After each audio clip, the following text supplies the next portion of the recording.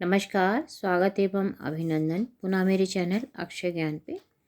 आज आपके समक्ष हमारा पर्यावरण की अगली श्रृंखला में पाठ 8 पारिस्थितिक तंत्र, जो कक्षा 6, 7, 8 में एक कॉमन बुक है हमारा, अभ्यास को लेकर उपस्थित हुई हूँ। जैसा कि हम सब जानते हैं कि हमारा देश का भौतिक स्वरूप हर जगह एक सा नहीं है। कहीं विशाल पर्वत हैं तो कहीं दूर तक फैला रेगिस्तान, कहीं घने जंगल हैं तो कहीं विशाल समुद्र।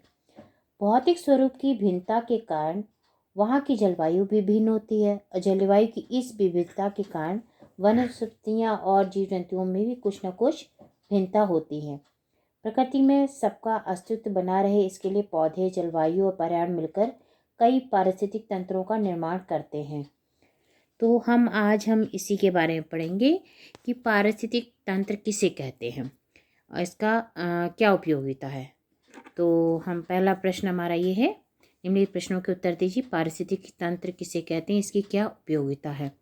तो आपका उत्तर है, किसी स्थान पर पाए जाने वाले जीव जंतु, पेड़ पौधे तथा वहाँ के वातावरण में पाई जाने वाली विभिन्न वस्तुओं के तंत्र को पारिस्थितिक तंत्र कहते हैं। अगला प्रश्न हमारा, पारिस्थितिक तंत्र की संरचना किन किन घटकों से मिलकर होती है, मतलब किससे बनता है। पारिस्थितिक तंत्र की संरचना सजीव तथा निर्जीव घटकों से मिलकर बनती है। अगला प्रश्न है, आहार जाल किसे कहते हैं, उदाहरण सहित समझाइए। प्रत्येक पारिस्थितिक तंत्र में अनेक आहार श्रृंखलाएं होती हैं। ये कई स्थानों पर एक दूसरे से जुड़ी रहती हैं। आहार श्रृंखलाओं के कई स्थान पर जुड़े होने के कारण पोषण संबंध एक रेखा में न होकर जाल की तरह उलझ जाते हैं, इसलिए इन्हें आहार जाल कहते हैं। अगला प्रश्न है, अनुकूलन से आप क्या समझते हैं। मरुस्थलीय पौधे अपने वातावरण में किस प्रकार अनुकूलित रहते हैं। ये हमारे प्रश्न उत्तर हो रहे हैं। ये कक्षा 6, 7, 8 की जो हमारी पुस्तक हमारा पर्यावरण है, उसका पाठ 8 है, उसके प्रश्न उत्तर पर हम चर्चा कर रहे हैं।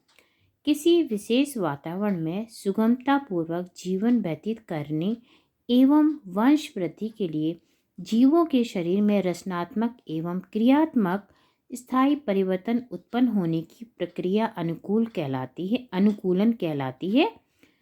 मरुस्थलीय पहला प्रश्न था, अनुकूलन से आप क्या समझते हैं। तो एक बार फिर से देख लें, किसी विशेष वातावरण में सुगमतापूर्वक जीवन व्यतीत करने एवं वंश वृद्धि के लिए जीवों के शरीर में रचनात्मक एवं क्रियात्मक स्थायी परिवर्तन उत्पन्न होने की प्रक्रिया अनुकूलन कहलाती है। मरुस्थलीय क्षेत्र में पत्तियां वाष्पोत्सर्जन द्वारा पानी के ह्रास को रोकने के लिए कांटों के रूप में परिवर्तित हो जाती हैं। जड़ें पानी की तलाश में गहराई तक चली जाती हैं। तना चपटा एवं गूदेदार होता है, जो भोजन बनाने एवं एकत्रित करने का कार्य करता है। मरुस्थलीय जगह में जो होगा, हमारे रेगिस्तान जहाँ पे, वहाँ के जो पेड़ पौधे होते हैं हमेशा कंटीले ही होते हैं। नागफनी का पौधा देख लीजिए, उस तरह का होता है उसमें। प्रवासी पक्षी किसे कहते हैं। मौसम से अनुकूल बनाए रखने के लिए पक्षी हिमालय के बर्फीले क्षेत्रों, साइबेरिया, ऑस्ट्रेलिया से हजारों किलोमीटर की यात्रा करके हमारे देश में आते हैं, इसलिए इन पक्षियों को प्रवासी पक्षी कहते हैं। इसका अगला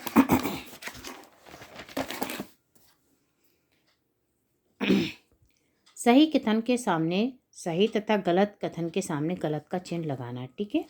तो हम इसमें ये करेंगे यानी राइट रॉन्ग है। अब ये देखिए, सजीव और निर्जीव एक दूसरे पर निर्भर नहीं होते, गलत होते हैं। सभी प्राणी, पेड़ पौधे, जलवायु और पर्यावरण मिलकर पारिस्थितिक तंत्र बनाते हैं, सही है ये। प्रथम चरण उपभोक्ता शेर, चीता, भेड़िया आदि हैं, गलत है ये। मृत जीवधारियों से भोजन प्राप्त करने वाले जीव मृतोपजीवी कहलाते हैं, सही है। हमें पारिस्थितिक संतुलन को बनाए रखने चाहिए, सही है। हमारी पृथ्वी के चारों ओर वायुमंडल है, ये भी सही है।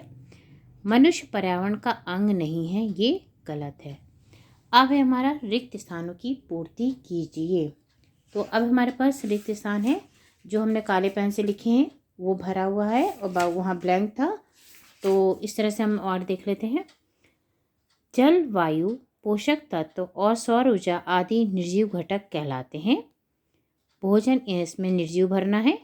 भोजन के लिए दूसरे जीवों पर निर्भर रहने वाले जीव परपोषी कहलाते हैं, परपोषी भरना है।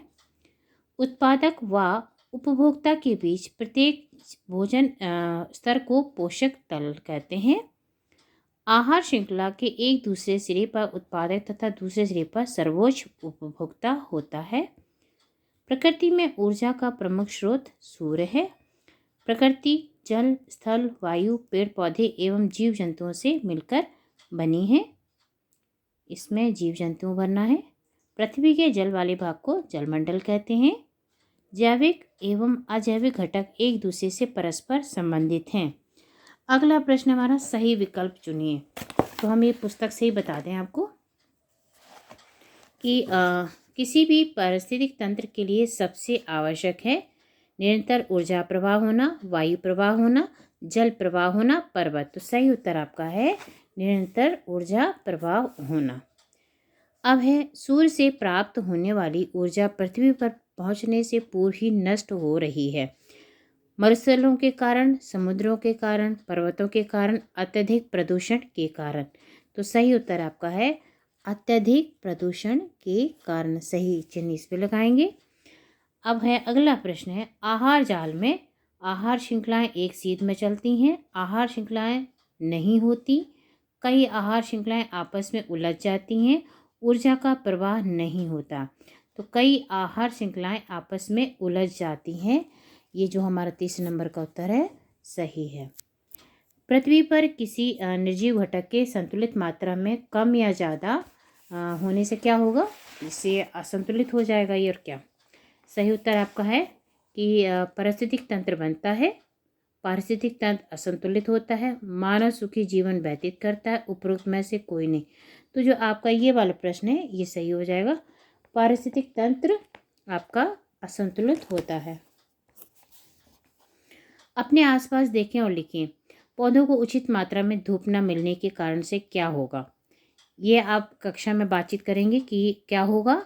पौधों को जब उचित मात्रा में धूप नहीं मिलेंगे तो वो मुरझा जाएंगे, सूख जाएंगे, क्योंकि पौधों के लिए जल, वायु और प्रकाश तीनों की आवश्यकता है। खाद मिट्टी तो होएगा ही। अगला है, तो इसमें आप लिखेंगे कि ये आपस में चर्चा करें। अपने आसपास के जीव जंतुओं, पेड़ पौधों को देखकर एक खाद्य श्रृंखला का रेखांकित चित्र बनाइए। ठीक है, ये बच्चों को आप ब्लैक बोर्ड पर बताएंगे। और आसपास के जीव जंतु तो आप छोटा सा बना देंगे कि बीज है, बीज से फल, ये बना, ये बना, ये बना, फिर जाके ये फल बना। अब इसमें जीव जंतु, अब इसमें अब कौन सा जीव जंतु, पेड़ पौधे, अब कौन सा जीव कौन से पौधे के पास रहता है, इस तरह से भी उसमें चित्रों में दिखा सकते हैं। पशुओं के मृत शरीर को कौन कौन से जीव खाते हैं। अब पशुओं के मृत शरीर को कौन कौन से जीव, जैसे गिद्ध है, ये खाते हैं ना, गिद्ध वगैरह खा लेते हैं। तो मैंने तो ये देखा है कि एक जो कुत्ता होता है, कुतिया, बच्चा मर जाता है तो कुतिया भी उस बच्चे को खा जाती है, मरे हुए बच्चे को। मैंने ये खुद देखा हुआ है। तो ये है। और इसमें हमारी ही पुस्तक में एक चीज़ और दे रखी है, देखिए बहुत अच्छे से दे रखा है इस पुस्तक में, बहुत ही हमारे पर्यावरण से संबंधित बहुत अच्छी चीज़ें दे रखी हैं। तो ये पारिस्थितिक तंत्र है, देखिए एक ये बना हुआ है, ये गिद्ध है। अब ये देखिए ये बिल्कुल सर्कल बना हुआ है। ठीक है, तृतीय चरण उपभोक्ता, द्वितीय चरण उपभोक्ता, पर इसको जब आप पढ़ोगे ना क्लास में, जब पढ़ोगे तो आप समझोगे बहुत ही अच्छा सा दिया हुआ है। तो अब निर्जीव घटक के बारे में हम पढ़ रहे थे, तो असंतुलित हो जाता है। ठीक है, अभी हम पढ़ रहे थे कि निर्जीव घटक के अधिक या कम होने से क्या होगा, तो पारिस्थितिक तंत्र असंतुलित हो जाता है। पर्यावरण के जैविक और अजैविक घटक एक दूसरे पर परस्पर संबंधित है, ये भी हमने फिलिप डी ब्लैंक में पढ़ा है। सब प्रश्नों के उत्तर हमारे ही पुस्तक में दिए होते हैं, हमें ढूंढना चाहिए अच्छे से। एक आपकी सहायता के लिए होते हैं, दोनों ही एक दूसरे पर प्रभावित करते हैं। मनुष्य अपनी आवश्यकता को पूरा करने के लिए इन संसाधनों का अधिकाधिक प्रयोग कर रहा है। तो एक समय था जब दादा दादी पेड़ों की पूजा देखिए, इसमें जो बात बोली है इसमें आपको समझा दूं, पेड़ों की पूजा आज भी होती है। हम लोग पीपल के वृक्ष में हमेशा जल देते हैं और नीम के पेड़ में शीतला माता के देखिए किस तरह से पूजा करते हैं। जो पीपल में पेड़ में पूजा होती है वो वासुदेव भगवान के अकॉर्डिंग होती है कि वासुदेव ओम नमो भगवते वासुदेव, और वैसे ही नीम के शीतला माता की होती है। तो जो भी पेड़ है सब में पूजा होती है। कुछ वट वृक्ष की पूजा, वट सावित्री पूजा होती है। तो कुछ ऐसे वृक्ष हैं जैसे पीपल हो गया, नीम हो गया और वट हो गया, तो इनकी हमेशा पूजा होती है। और भी कई ऐसे पेड़ होंगे।